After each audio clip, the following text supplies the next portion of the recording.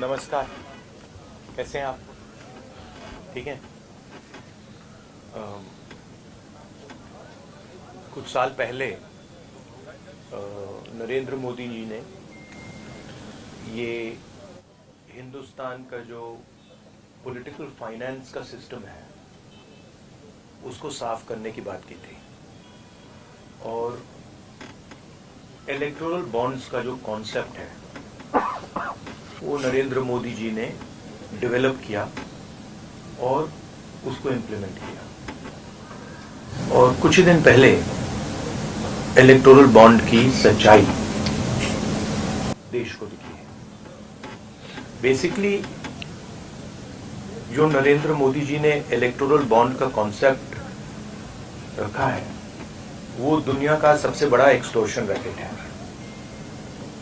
मैं फिर से कह देता हूं, दुनिया का सबसे बड़ा नेशनल लेवल का एक्सटॉर्शन रैकेट है। कंपनियों से हफ्ता लेने का तरीका है, कंपनियों से कॉन्ट्रैक्ट्स का शेयर लेने का तरीका है, और शायद सबसे बड़ा, दुनिया में सबसे बड़ा भ्रष्टाचार का स्कैम है। इसके सब आंकड़े आपके सामने हैं। पूरी कंपनी की लिस्ट अभी आई नहीं है। इसमें शेल कंपनीज हैं, इसमें सीबीआई ईडी से प्रेशर डाल के पैसा लिया जा रहा है, डेट्स हैं, कंपनी पर केस लगता है, उसी के थोड़े दिन बाद बीजेपी को पैसा मिलता है, हजारों करोड़ रुपए का कॉन्ट्रैक्ट मिलता है, कॉन्ट्रैक्ट का एक कट बीजेपी को डायरेक्ट मिलता है। तो ये प्रधानमंत्री का कॉन्सेप्ट है और दुनिया में सबसे बड़ा भ्रष्टाचार का, करप्शन का उदाहरण है। अंग्रेजी में बोलूं या some years back Prime Minister came up with a concept which he claimed was designed to clean Indian political finance, and at the heart of the concept was the idea of the electoral bond, the ability for corporates to give electoral bonds anonymously. Now it turns out that this is a way of extorting money from India's largest corporates. It is a way of stealing money from the biggest contracts in the country. It is a way of intimidating corporates and making them, forcing them to give money to the BJP. So it is the world's biggest corruption scam, it is the world's biggest extortion racket, and it is run by the Prime Minister of India. I don't really expect the Indian media to pick up this in a large way, because I know, from past experience, the type of things you focus on. But this is huge theft taking place right in front of everybody's eyes, and it has been orchestrated by the Indian Prime Minister. Now, if you have any questions, please. Yes, Archana. I'll come to you.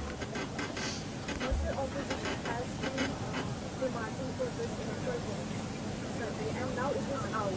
And as we are seeing it, a 50% like vote that opposition voted whether it is the Congress party or the PNC. So now what will be the further strategy? Look, the question is not whether it is 10%, 20%, 50% more. The question is that none of the opposition parties have access to contracts at the national level. None of the opposition parties are giving highway contracts, are giving defense contracts to these people. Okay? So, none of the opposition parties are controlling the CBI. None of the opposition parties are putting Pegasus on people's phones. None of the opposition parties are controlling the income tax department. None of the opposition parties are controlling the Extortion Directorate. These are all controlled directly by the BJP and by the Prime Minister of India. And what we are seeing is criminal extortion from corporate India. Every single corporate knows this. They are scared, they are pressured, but this is what is going on. The question here is not opposition. The question here is that months after a contract is given, the corporate is suddenly giving electoral bonds to the BJP. The question here is, immediately after CBI is filing a case, ED is filing a case, the corporate is giving money to the BJP. This is the issue here, right? And it is blatant, and it is run by the Prime Minister of India. Yes. Technically, by law for extortion, you need a complaint. In a way, through electoral bonds, in BJP got 5,000 crores, Congress also got around 1,400 crores. So these are allegations. What is the logical conclusion? These are not allegations; these are facts. If you look at these companies, you can see that certain of these companies have never donated money to the BJP, have got an ED case on them, a CBI case on them, and then immediately they are giving money to the BJP. You can see that there are a large number of shell companies here, right, which are connected to other companies, which are giving money to the BJP. It's upfront, right? So don't try and create this idea of technicality. Okay, you please be an impartial journalist, and you see what is in front of you, and don't try and muddy the waters. Right? There's no question here of what do you mean what happens next? What happens next is this is the criminal act that has been imposed on the people of India. That's what happens next. An investigation of this act hopefully takes place. Right? The Supreme Court acts on this, and as important, maybe it's about time some of you start writing about it. Yeah. हाँ जी. जो top 5 donors हैं उसमें से 3 donor वो हैं जिनके यहाँ पर IT या CBI आती है, उसके बाद वो डोनेट करते हैं. अब कल चुनाव आयोग की ओर से डेट भी डिक्लेयर किया जाएगा चुनावों का, तो ये कितना अहम मुद्दा रहने वाला है 2024 चुनावों के लिए आप लोग? नहीं, ये देखिए, ये बहुत अहम मुद्दा तो है, मगर इस स्केल का भ्रष्टाचार, इस लेवल का भ्रष्टाचार कि आप देश की पूरे के पूरे इंफ्रास्ट्रक्चर को करप्शन करने में लगा दो, सीबीआई को, ईडी को, इनकम टैक्स डिपार्टमेंट को, इन्वेस्टिगेटिव सारी के सारी का रोल आप करप्शन बना दो. और आइडिया किसका है? आइडिया प्रधानमंत्री का है. प्रधानमंत्री ने स्वयं कहा कि इलेक्टोरल बॉन्ड्स से पॉलिटिकल फाइनेंस साफ होगा. तो मतलब ये इससे बड़ा भ्रष्टाचार तो हो ही नहीं सकता. और ये गडकरी जी ने नहीं कराया, ये नरेंद्र मोदी जी ने कराया है. सीधी सी बात है. हाँ अभिनव. एक minute. Abhinav. You're from the Hindu. So you're saying these companies are corrupt. These companies are funding, but most of these companies, they are operating from a state or two states where your government is, Telangana or in Karnataka, and they are getting mega, for example, MEIL, Mega Engineering Infrastructure and Infrastructure Private Limited, and they got projects in your government in the states. Like No, Karnataka no, you're wrong. That's wrong. Our government in Telangana has come a few months ago. In Karnataka. Right? No, actually you're wrong. That's not what's happened. Again, we are not controlling the ED, we are not controlling the CBI, we are not controlling the income tax department, and there is no correlation between our contracts and between contracts and funding to us. Please take a good look at the dates of these things, and you will see that there is a correlation between these things in the BJP. हाँ अजीत. एक minute Ajit. मेरा सवाल भारत जोड़ो यात्रा से जुड़ा हुआ है. ये 5 साल 5 न्याय और 25 गारंटी के बाद भैया हमारा फोकस आज ये भ्रष्टाचार पे है. कल नहीं. इसी पे कर रहा हूँ. अच्छा. तो यात्रा कल खत्म होगा. ये जो चुनाव चुनाव 2024 का है, ये आपके लिए डू एंड डाई का चुनाव क्या होगा? और अगर कांग्रेस हारती है तो पहली बार होगा कि 15 साल के लिए कांग्रेस सत्ता से बाहर होगी। अगर आप देखिए, आप इसको डिस्ट्रैक्ट करने की कोशिश मत कीजिए, ठीक है? ये यात्रा के बारे में नहीं है, ये भ्रष्टाचार के बारे में है। आप लोग लगे रहते हो कि डिस्ट्रैक्ट करना है। रियलिटी ये है कि सबसे बड़ा भ्रष्टाचार हिंदुस्तान की हिस्ट्री में, हिंदुस्तान के पूरे इंस्टीट्यूशंस को लेकर नरेंद्र मोदी ने किया है, ठीक है? तो आप काइंडली इसको डिस्ट्रैक्ट करने की कोशिश मत कीजिए, बड़ा ऑब्वियस हो जाता है, सब लोगों को समझ आ जाता है। सर, मैं एक पॉलिटिकल सवाल पूछूं। हाँ जी। सर, इस तरह से महाराष्ट्र की जो भी पार्टियां हैं, शिवसेना है, राष्ट्रवादी है, और भी अलग अलग प्रदेश में इन पार्टियों को दो टुकड़ा किया जो महाविकास आघाड़ी के साथ में है, उसका इफेक्ट कितना पड़ेगा? और नहीं, वो दो टुकड़े में वो जो किया उसका पैसा कहां से आया? यहीं से तो आया। जो ये हिंदुस्तान में state government after state government गिरा रहे हैं, पैसा कहां से आ रहा है? इधर से तो आ रहा है। और ये अभी तो छोटा सा भाग दिखा है। तो इन्होंने पूरे के पूरे सिस्टम को एक्सटॉर्शन का सिस्टम बना दिया है। पॉलिटिकल पूरे स्ट्रक्चर को इन्होंने कैप्चर कर दिया है। सीबीआई इन्वेस्टिगेशन नहीं करती है, ईडी इन्वेस्टिगेशन नहीं करती है, एक्सटॉर्शन करती है। किसके लिए? बीजेपी के लिए।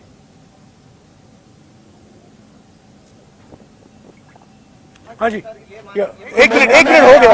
आपके सवाल हो गया, यही है ना हो गया। कि ये जो पार्टीज को तोड़ा गया, कैमरा मत दीजिएगा, कैमरा के नीचे रखिएगा प्लीज। ये उसको ऑफ कर दीजिए, उसको ऑफ कर ये दीजिए। पार्टीज को जो तोड़ा गया उसको बीजेपी ने, सेंट्रल लीडरशिप ने तोड़वाया। तो ऑब्वियस है, वो तो मतलब अमित शाह वही काम करते रहते हैं। उन्होंने उनको पैसा दिया, ये भी सब जानते हैं, पूरा महाराष्ट्र जानता है। पैसा कहां से आया, मैं आपको बता रहा हूं पैसा कहां से आया। बट सबसे बड़े कॉन्ट्रैक्ट्स हैं, उसका हिस्सा लेकर बीजेपी ने सरकार को गिराया। तो नीति यही है, फाउंडेशन यही है।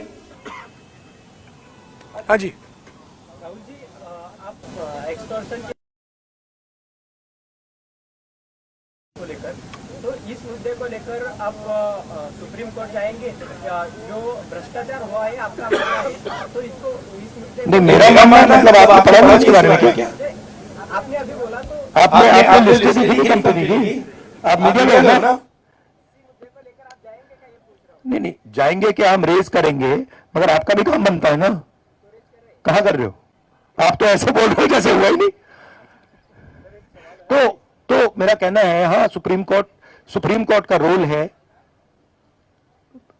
आपका रोल है। ये पूरा का पूरा जो हिंदुस्तान का इंस्टीट्यूशनल फ्रेमवर्क है, इसको बीजेपी ने कैप्चर कर रखा है। और पूरे सारे के सारे इंस्टीट्यूशंस इसी काम में लगे हुए हैं। ये एंटी नेशनल एक्टिविटी हो रही है, इससे बड़ी एंटी नेशनल एक्टिविटी हो ही नहीं सकती। और दुनिया में सबसे बड़े लेवल पे हो रही है, सबसे मतलब मैक्सिमम जैसे किया जा सकता है वैसे किया जा रहा है हिंदुस्तान में। बताया कि इलेक्ट्रल बॉन्ड जो है वो एक एक्सटॉर्शन का जरिया है, लेकिन वही इलेक्ट्रल बॉन्ड जो है कांग्रेस भी ले रही है, बाकी पार्टियां भी ले रही है। आप फिर से वही सवाल पूछ रहे हो। मैं आपको बता रहा हूं कि कांग्रेस पार्टी हिंदुस्तान की सरकार नहीं चलाती है। हाँ, सभी पार्टियां क्या इलेक्ट्रल बॉन्ड नहीं लेंगी, एकदम से उसको अवैध बता दें? उस पर डिस्कशन हो सकता है, इंडिया गठबंधन में डिस्कशन हो सकता है, मगर पॉइंट यह है कि CBI, ED, income tax department का प्रयोग किया जा रहा है, कंपनीज को एक्सटॉर्ट किया जा रहा है, बड़े बड़े कॉन्ट्रैक्ट्स का शेयर लिया जा रहा है, कॉन्ट्रैक्ट देने से पहले इलेक्टोरल बॉन्ड्स दिए जा रहे हैं और फिर एकदम बाद कॉन्ट्रैक्ट दिया जा रहा है। शेल कंपनीज उसमें भरी हुई हैं और ये पूरा का पूरा जो ढांचा है प्रधानमंत्री ने क्रिएट किया है, इनका ब्रेन चाइल्ड है। इन्होंने कहा है कि भाई इलेक्टोरल बॉन्ड्स हिंदुस्तान की राजनीति को साफ कर देगा। नहीं हो गया Abhinav please No, no, we are doing one question. Thank you. You ask your question please Rahul ji आपकी यात्रा दूसरी बार महाराष्ट्र में आई।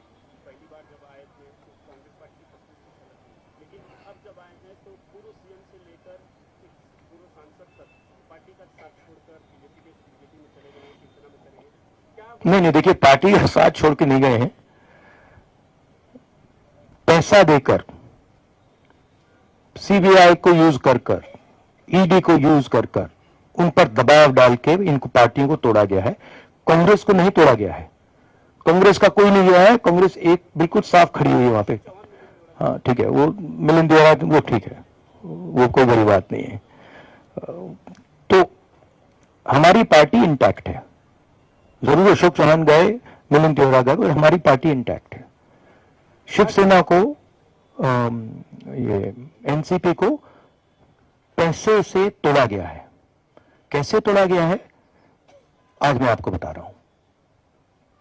हाँ जी, न्यूज तक से रेडी। और चुनाव में यहां पे कांग्रेस पार्टी और हमारा जो गठबंधन है रिकॉर्ड मत से जीतने वाला है। हाँ जी, अमेठी से जुड़ा हुआ सवाल है। पूरी यात्रा कवर की है और जब हम अमेठी पहुंचे तो जनता के बीच बहुत ज्यादा डिमांड ये थी कि राहुल गांधी जी जो है वो चुनाव लड़े अमेठी से। क्या ऐसा होता हुआ दिखाई देगा? ये तो हमारी सीईसी है, खारगे जी हैं, वो ऑर्डर देंगे, मैं करूंगा जो भी उनकी राय है। मैं कांग्रेस पार्टी का सिपाही हूं, जो ऑर्डर मिलेगा करूंगा। We can. हाँ, लास्ट क्वेश्चन। हाँ, ये सारे इलेक्ट्रल बॉन्ड में जितनी कंपनी लिस्टेड है उसमें से आपको जिसने फंडिंग किया है उनके भी नाम सामने आएंगे। तो आगे चलकर ऐसा होगा क्या कि आपको जिसने फंडिंग किया है उनको भी सीबीआई और ईडी से फिर से टारगेट किया जाएगा? हो सकता है। सीबीआई और ईडी जैसी चीज नहीं है। वो बीजेपी का औजार है, वो बीजेपी के कंट्रोल में है। हिंदुस्तान में जो हमारे इंस्टीट्यूशंस हुआ करते थे वो आज इंस्टीट्यूशंस हिंदुस्तान के नहीं है। चाहे वो इलेक्शन कमीशन हो, चाहे वो सीबीआई हो, ईडी हो, ये सब हो, ये अब बीजेपी और आरएसएस के हथियार हैं। ये हिंदुस्तान के इंस्टीट्यूशंस नहीं रहे। इसीलिए ये जो हो रहा है ये हो पा रहा है। अगर ये इंस्टीट्यूशंस अपना काम करते, अगर सीबीआई अपना काम करती, ईडी अपना काम करती, तो ये नहीं होता। तो उनको ये भी सोचना चाहिए, ये जो सब कर रहे हैं, कि किसी ना किसी दिन बीजेपी की सरकार बदलेगी और फिर कार्रवाई होगी, और ऐसी कार्रवाई होगी कि मैं गारंटी कर रहा हूं ये फिर से कभी नहीं होगा। तो उनको भी सोचना चाहिए। Thank you. शुक्रिया, थैंक यू।